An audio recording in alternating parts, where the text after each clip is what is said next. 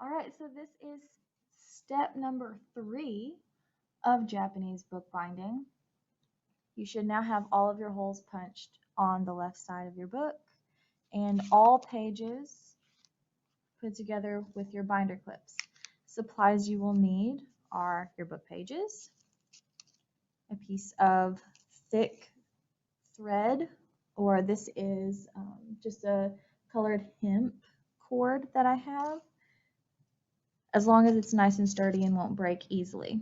You want it to be at least 5 times the width of your paper here, so you can measure it out going back and forth like that. That's 3, 4, 5. Okay. You need a needle that looks like this. And some of you might want or need an awl, or as a lot of kids like to put it, a pokey tool.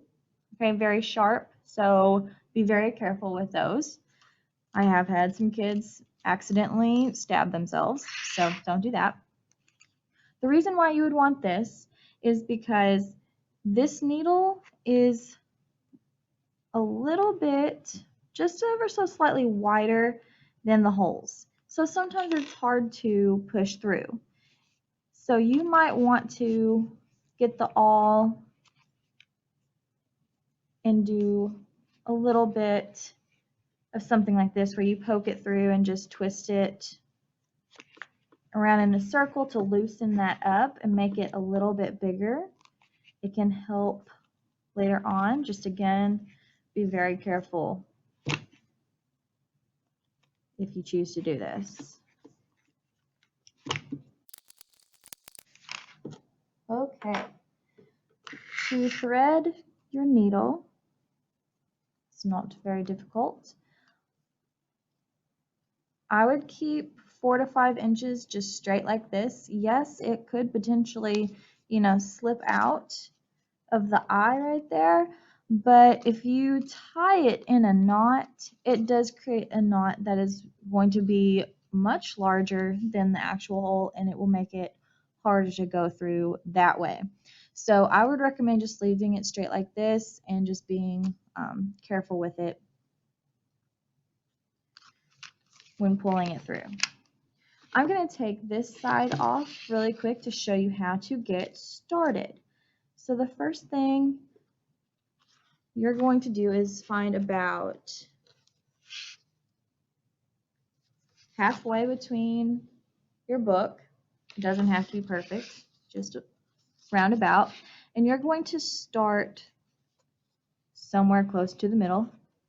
Again, it doesn't have to be. But see how I'm starting on the inside? I'm going up through the center and out through the top. What this does is that later on, it will hide your knot and make it seem very seamless. So you're going to pull that out.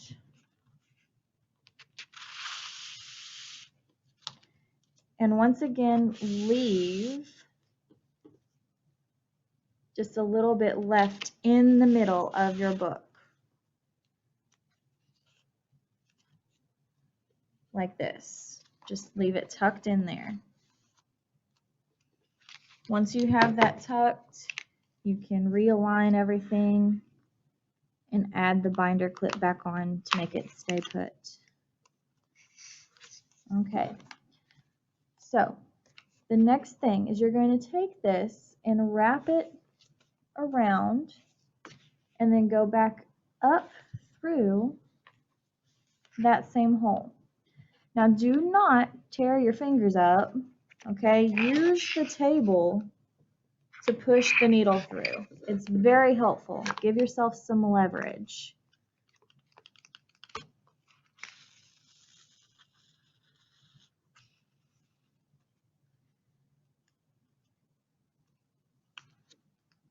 Just like that.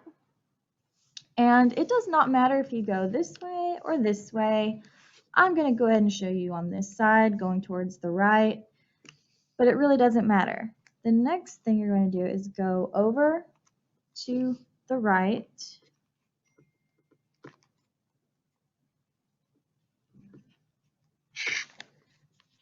Okay, once I get it started through there, I'm going to flip it over and push it through again so I'm not hurting my fingers.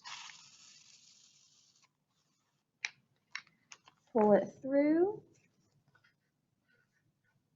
and then wrap around that same hole.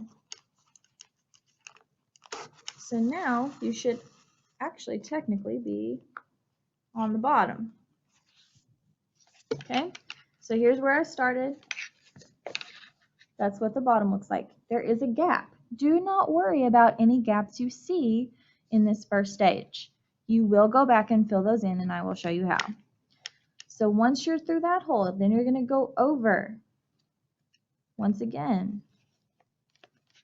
You're just going to go back and forth and alternate.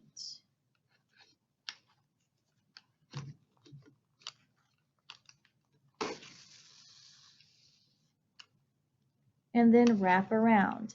At no point should you have a diagonal line. It's all straight lines up and down, horizontal and vertical.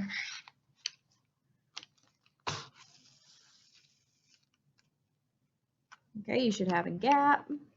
Make sure you're pulling it tight because you don't want your pages to be all loosey-goosey.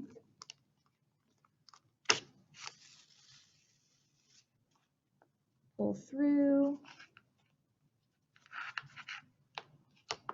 wrap around, back through the same hole again. You see, once I go through the hole one time, it's much easier to go through a second time. Do you see this pattern it is making?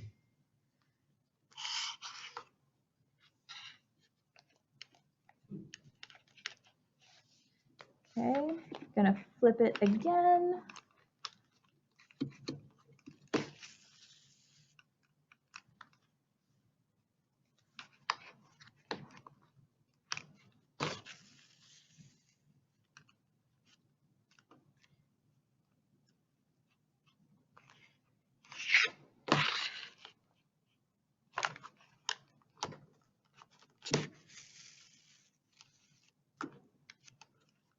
And at any point, if it gives you the option to slow the video down at a different speed, you can do that.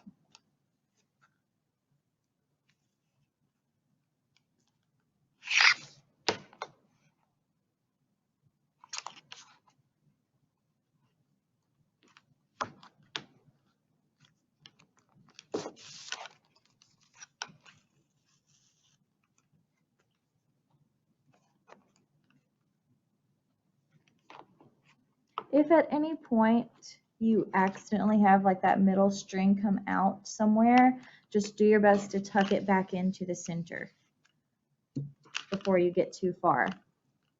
All right, what do you do when you're at the corner? You go around the corner. It's that simple. So once you get to here, you're going to loop it around this way and go back up through that corner hole again. You'll have to keep it pulled on that side or it'll want to go this way. You'll want to loop it around that corner. And now you'll see that you're back up on top and can go across and fill in the gaps.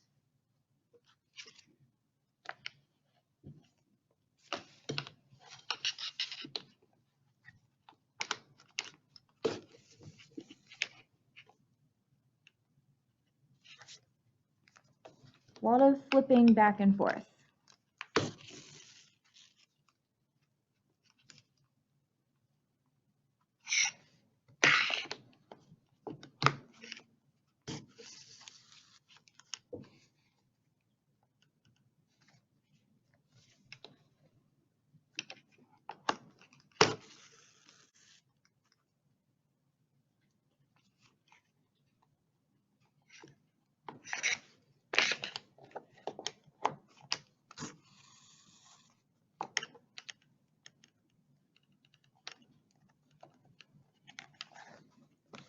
Okay, so now you see that I am back to the beginning, exactly where I started. The whole right side of my book is complete.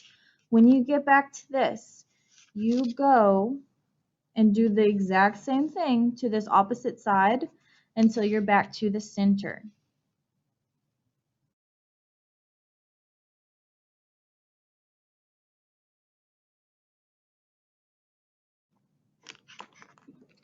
Okay, so we are at the very last stitch. One more gap to fill. Actually, let me check the back. Oh, just kidding. There's one more on the other side.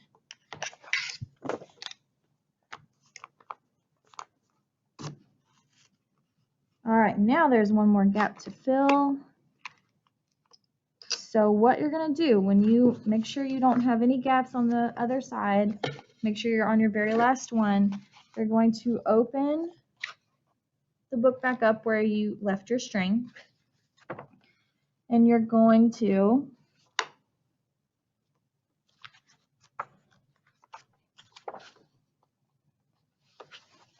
go through, but not all the way through. You're going to go halfway through, back out to that middle.